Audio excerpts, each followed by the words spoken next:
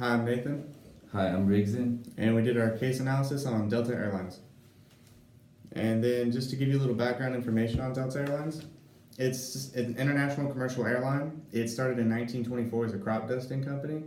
It's the oldest airline in the U.S., and it's headquartered in Atlanta, Georgia. It's the founding member of the SkyTeam Alliance, and it's the leading airline for international flights.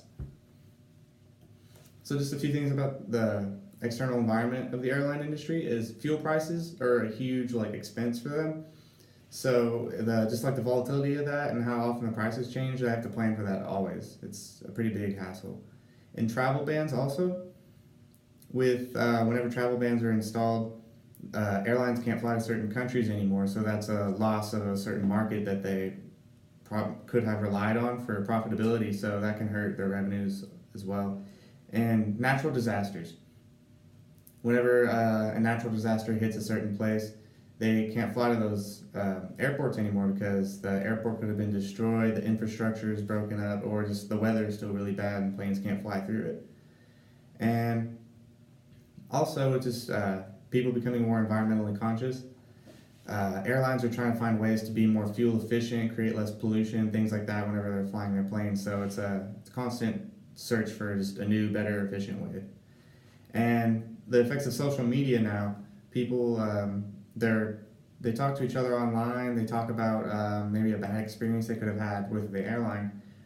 So they tell that to other people, and that can become like negative press basically, and that hurts business. And also, there's really fierce competition between all other airlines, and they very often get into price wars and trying to undercut each other just to charge a lower and lower price, and the lower you charge, the less money you're making. So that hurts business as well. And so Delta's life cycle, they're in the mature stage of their business cycle, and they're experiencing a slight growth every year, as would a mature company like they would. And they control 16.9% of the domestic market share in the U.S., and they're among the top 3 competitors of domestic airline industries.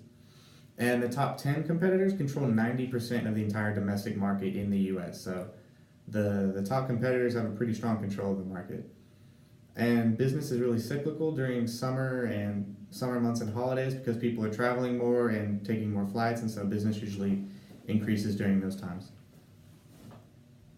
And things that drive demand for Delta would be just consumers' disposable income, because the more income that they have left over to spend on leisure activities like vacations, visiting family, stuff like that, then they fly more often, and that's better for business. And just the well-being of the overall economy. So when the economy's up, people have more money to spend, so they're gonna go on trips, stuff like that. But when it's down, they have less, and travel is usually the first thing that they cut out. And the rise of international business is more companies are sending their employees overseas to conduct business because of the international growth of business has been. So they're going to be flying more often, going to places that they can't just drive to. So then that's a whole new market that they want to capture. And profitability, fuel prices are the main expense. So the less you're paying for fuel, the more money that you're making on each of those flights that you make. So you want your planes to be completely full so that every seat is being paid for and you're making the maximum amount of money that you could on every single flight. And good weather is also a really important factor. So when the weather's good, you can fly through and it's no problem. But when it's bad and can't see out anywhere, then planes are stuck on the ground, and the longer they sit on the ground, the more money they're losing. So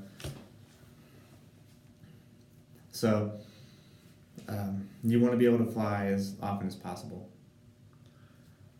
With that being said, to tell you some of the core competencies of Delta, employee loyalty would be the first one. Delta has a really strong workforce. Their employees are really loyal, and which makes business successful.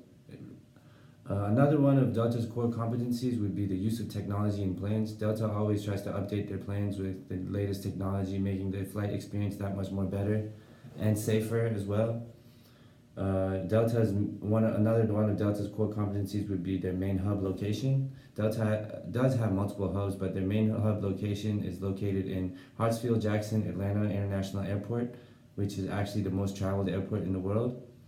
And another one would be luxury amenities offered on flights. Delta is known for the luxury flights, the luxurious amenities offered on flights. People give really good feedback about that. And last but not the least would be Delta's brand name. Delta has been around in the airline industry for a minute, and its brand name has definitely helped build its business.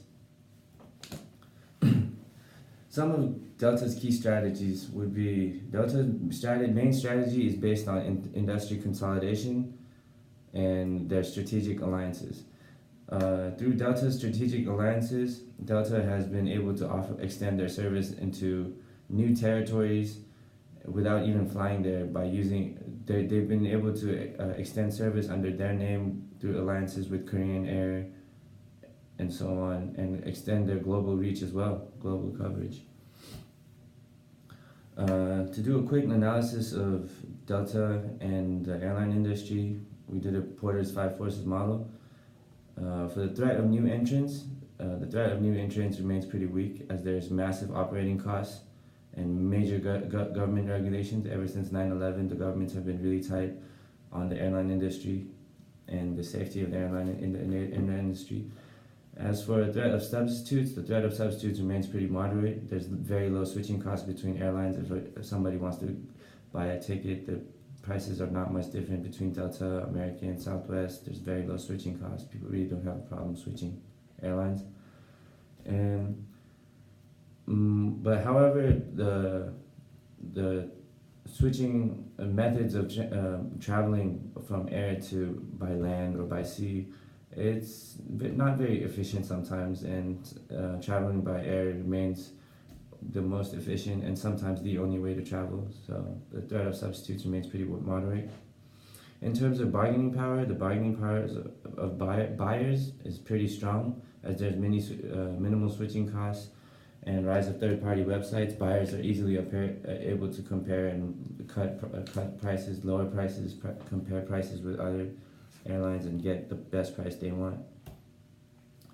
However, the bargaining power of suppliers remains pretty weak, as there are multiple suppliers for the airline industry, but they supply to pretty much the same people, the same companies, the same big-name airlines. And due to a lack of product differentiation, the suppliers are not able to have much bargaining power over their buyers.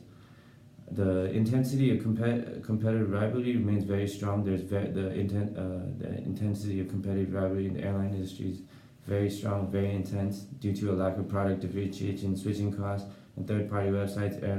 Airlines compete with each other very intensely. We did a quick SWOT analysis on Delta with strengths, weaknesses, opportunities, and threats. Delta's strengths are its customer service operating strategy. For its operating strategy, Delta buys old planes, and definitely it streamlines its business processes, helps it boost business become more efficient. For its weaknesses, Delta has been facing poor margins recently, ever since 2017, due to natural disasters and hiking fuel prices, and low switching costs remains one of the weaknesses for Delta. In terms of opportunities, Delta can definitely expand more internationally. Delta definitely has more opportunities to expand internationally, and the growing demand for business travel, Delta can definitely offer lower business tickets to get more business. And threats remains from low-cost airlines. Delta does not offer low-cost flights and is losing business to low-cost airlines. And natural disasters like Hurricane Irma definitely affect Delta's business. And lastly, we have our recommendation. Alright, so for our recommendations, we recommended that Delta offer discounted flight prices for people traveling for international business, because that new market is expanding so much. We think that they should take advantage of that and get everybody to fly Delta for business and be that brand that everyone thinks of when they think of business travel. Another one thing we wanted to recommend is we recommend Delta to hedge against fuel prices. We recommend they enter into the options, futures, and forwards market to lock in fuel prices and protect them against future volatility of fuel prices. They're losing a lot of money due to the high rise in fuel prices. Mhm.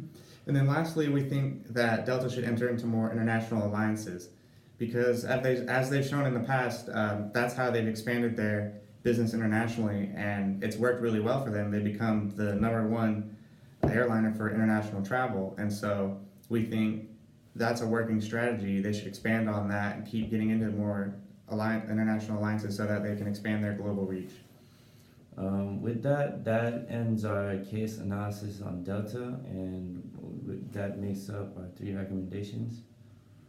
Thank you for your time. Thank you.